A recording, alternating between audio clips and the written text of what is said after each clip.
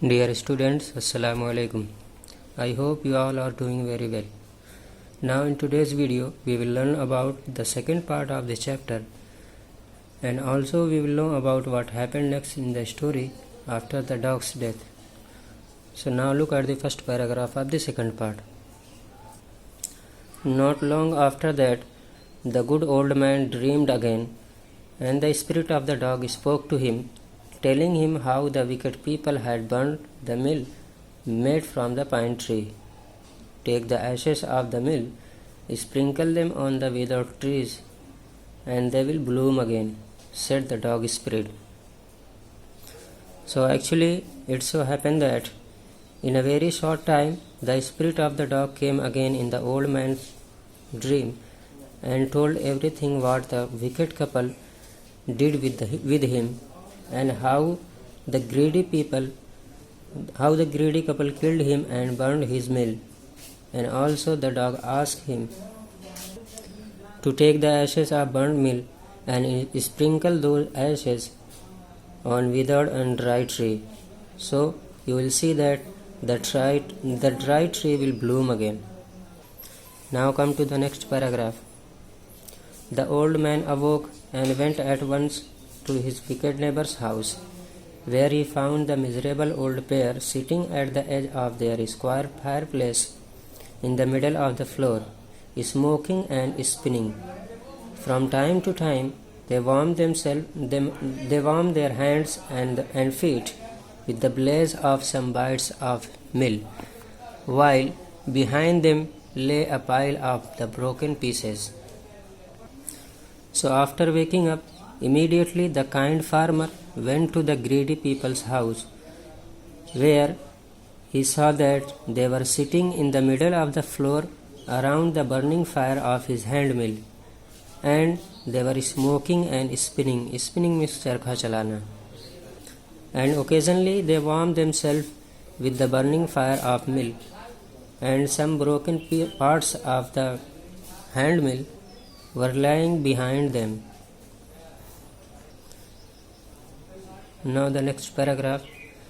The good old man humbly asked for the ashes, though the covetous couple turned up their noses at him and scolded him as if he were a thief. They let him fill his basket with the ashes. So after watching all this, the kind man very politely requested for the ashes of his burned mill, but the greedy couple were very insensitive and cruel. They treated the kind man very badly, but somehow they allowed the kind man to take the ashes. Thus, the old kind farmer got the ashes and went back his home. On coming home, the old man took his wife into the garden. It being winter, their favorite cherry tree was bare. He sprinkled a pinch of ashes on it, and lo, it sprouted blossom until it became a cloud of pink blooms which perfumed the air. The news of this filled the village, and everyone ran out to see the wonder. So when the old man reached back home, he went with his wife to his favorite cherry tree into their garden that was bare and dry due to winter season. So the old man sprinkled a bit of ashes on that tree. In no time, that tree bloomed out with lots of pink flowers and perfumed the air. And the villagers were noticing all this. They were amazed that how this miracle happened. So this news spread throughout the village, and everyone was running to see that miracle,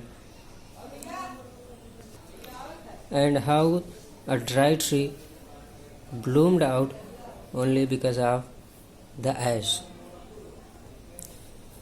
The covetous couple also heard the story, and gathering up the remaining ashes of the mill, kept them to make withered trees bloom. So what happened? When that wicked couple got to know about that wonder, Then right now they collected the remaining ashes of the burned mill to do the same as the kind couple did. It means they thought that if they themselves also sprinkle the ashes on the dry tree, the tree will bloom out. For that purpose, they kept the ashes and put those ashes safely in their home. Now come to the next paragraph.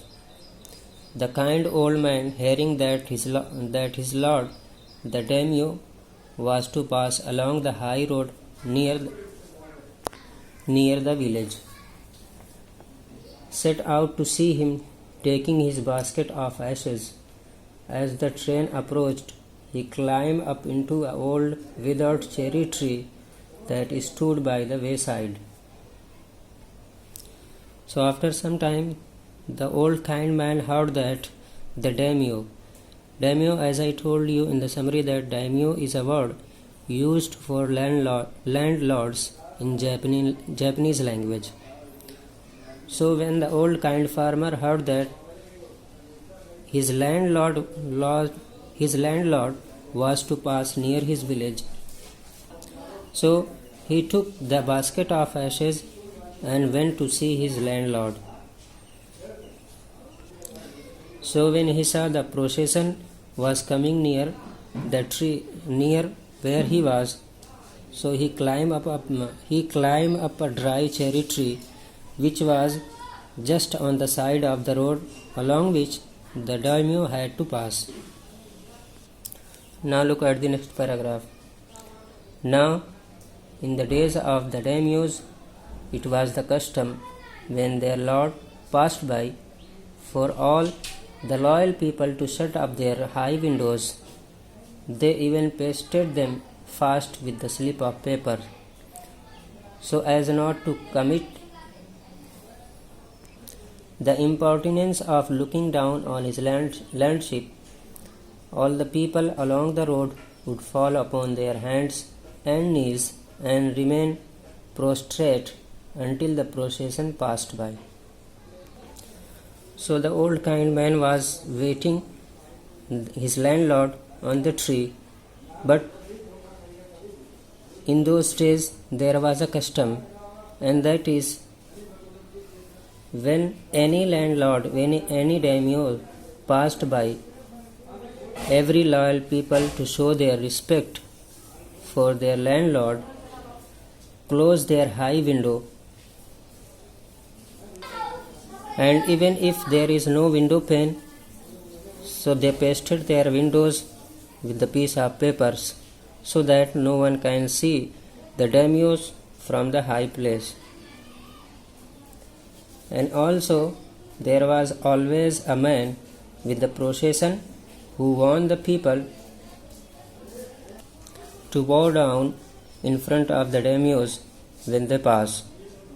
So all the people knelt down on their knees and hands whenever any daimyo's procession was passing by, and the people remained laying on the ground face downward until the procession passed by.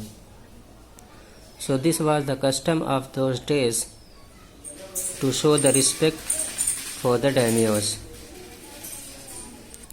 This is your today's lesson. I hope you have understood it very well. Thank you very much for watching this video.